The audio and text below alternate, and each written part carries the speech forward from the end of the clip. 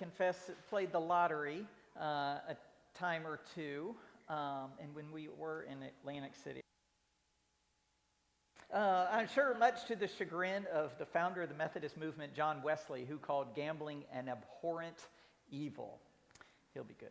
Well, one time, before I handed in my numbers to the gas station clerk, I said a quick prayer. It is embarrassing, but I said, God, if you let me win the lottery, I will give all this money to charity. Now, to me, this was not that long of a shot of a prayer. I know it was probably naive, but in my young faith, it seemed like God's answer would be obvious. Yes, Jay, of course I will answer that prayer. Why would I want not to feed people with this money? Why would I want it to go to some rich schmuck who shouldn't be playing the lottery in the first place? Well, that night I watched the news with great anticipation to hear my numbers read. They were not. My prayer was not answered. And the next day I found out that some rich schmuck from a Houston suburb had won. Well, of course, one thought that came through my mind was, God certainly does work in mysterious ways.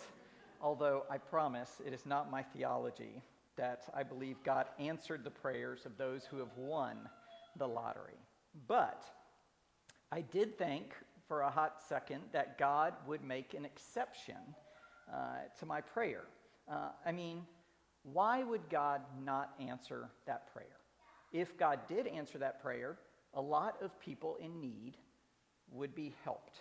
I did not even consider it, asking for too much, because I felt like over the years I had come to an understanding of what prayers God would and would not answer. No, Jay, you can't find a Porsche with the keys in it. No, you cannot fly. That defies the law of gravity. And no, I will not make that person fall in love with you. They are obviously way out of your league. So anyone could anticipate God saying no to those requests. What concerns me is when God seemingly says no to the prayers that you and I would consider complete no-brainers. For instance, why wouldn't God answer a child's prayer that their sick parent make it out of surgery alive?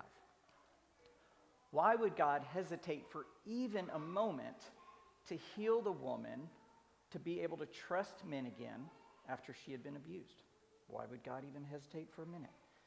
Why would God need to think about if God should or should not help feed the thousands of children that are starving to death every day in our world?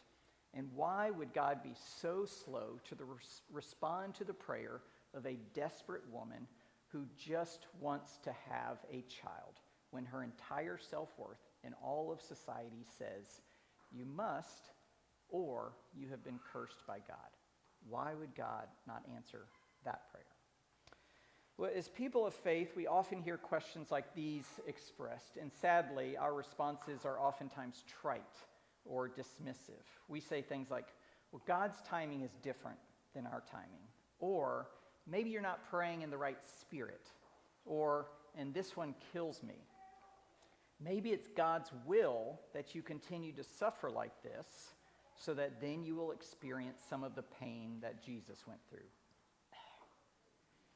All of these answers, and perhaps some of them well-intentioned, really fail to recognize the incredible pain and the confusion of the person who has been praying their heart out, wondering if their so-called loving God has essentially forgotten them. Perhaps the answers to these questions do ultimately lie beyond our limited human understanding. They undoubtedly do. But try telling to the person with wet eyes and tender knees who has been praying so long, trying to decide if they are praying to a God that loves them or to an imaginary friend for all these years. We read today of one such person, a woman struggling to find some sort of answer from God. A clear yes, an obvious no, anything, anything to help her understand why the God that she so loves and has faithfully served for so long suddenly could fall silent at her constant pleas to become pregnant. Hannah wanted a child more than anything in the world. After all, a woman's value in many ways was measured by her ability to bear male children. And the weight of this expectation was furthered by the common belief at the time that if you could not have children, it is because God has cursed you. God has closed your womb. The burden was so heavy and the shame so great, we read that poor Hannah could not even eat or sleep because of her stress and anxiety and constant crying. Despite all this, and with a heavy heart, Hannah continued to faithfully pray to God for a child, even though Scripture says that her prayers lasted year after year, the same prayer, and even though she believed that God was the one who was preventing her in the first place from having a child, she never stopped pouring out her heart and soul to God, hoping that one day her prayer would finally be answered.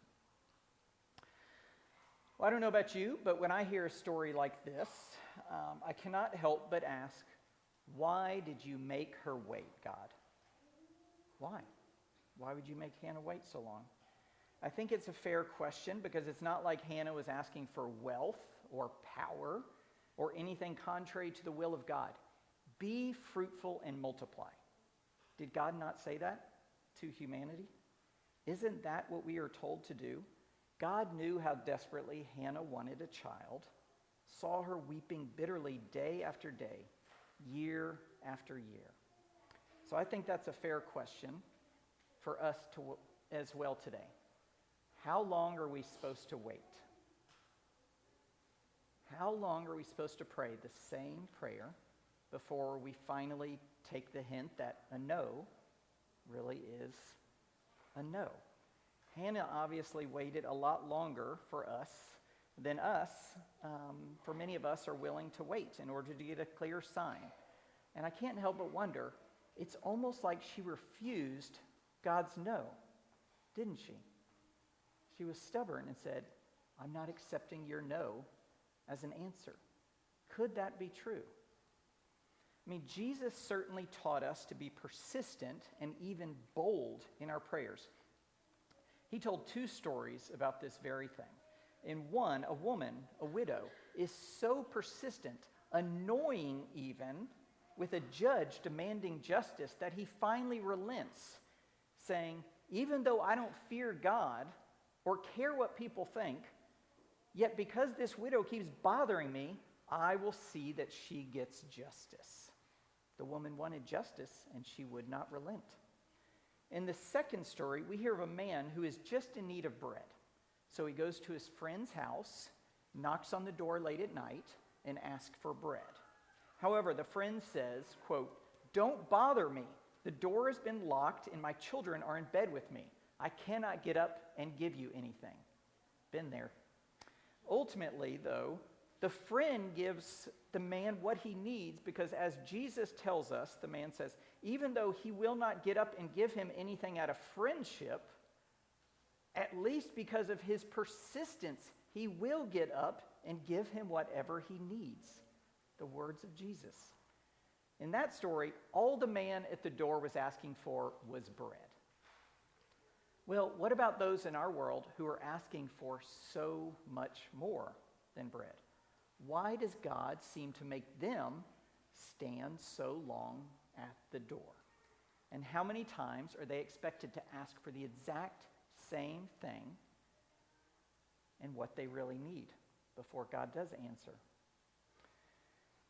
So an author I love named Madeleine L'Engle powerfully expresses the often unspoken sadness each of us feels, along with our friend Hannah, when we believe that our beloved God has forgotten that we are standing expectantly outside on the welcome mat. She writes,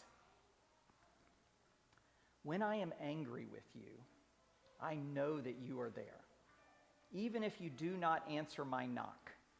Even when your butler opens the door, in annoyance. It's such an unpleasant interruption and says, the master is not at home.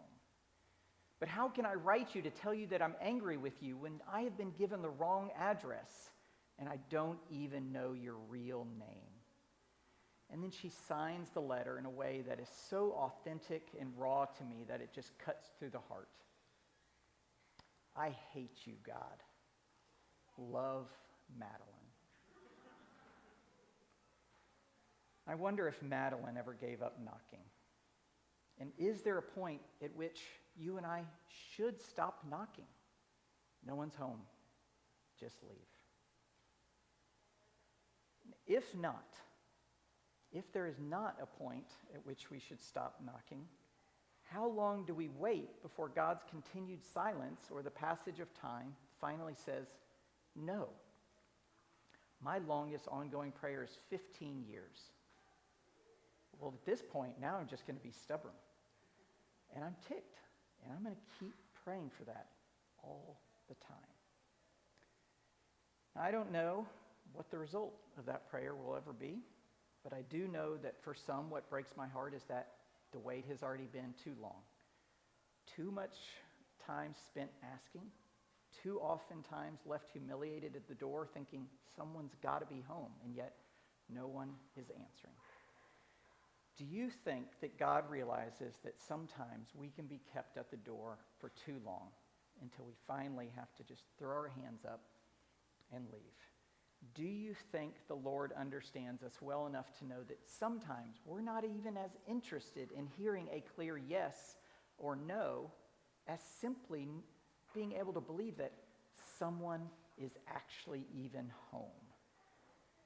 We just want someone to open the door, even just a crack, to say, yes, child, I am here.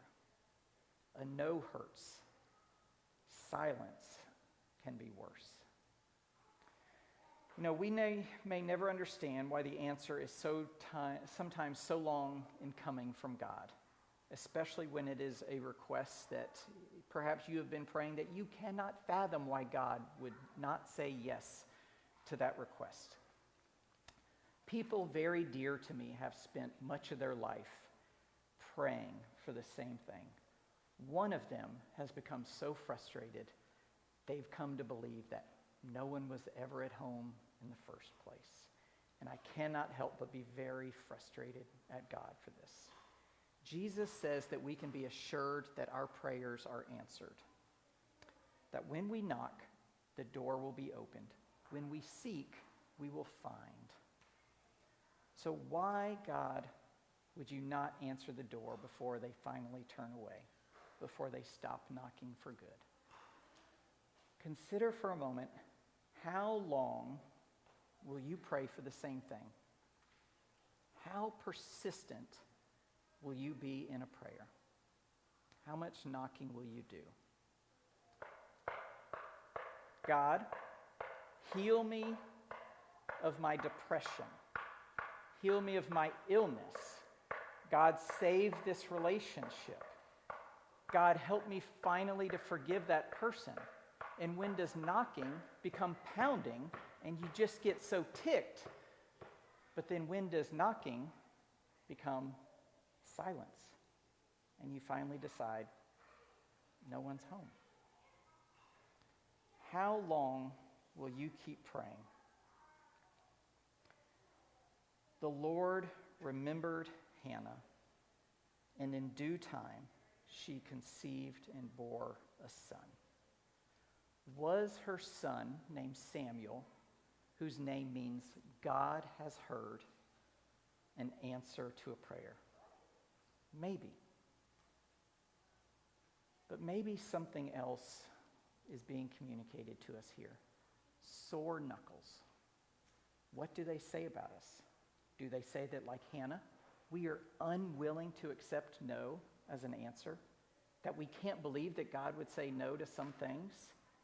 Do they say that we are missing perhaps obvious signs that the answer is no, or that God will answer that prayer in some other way? Or do they reveal that we are simply unwilling to leave the house? How persistent are we willing to be in prayer?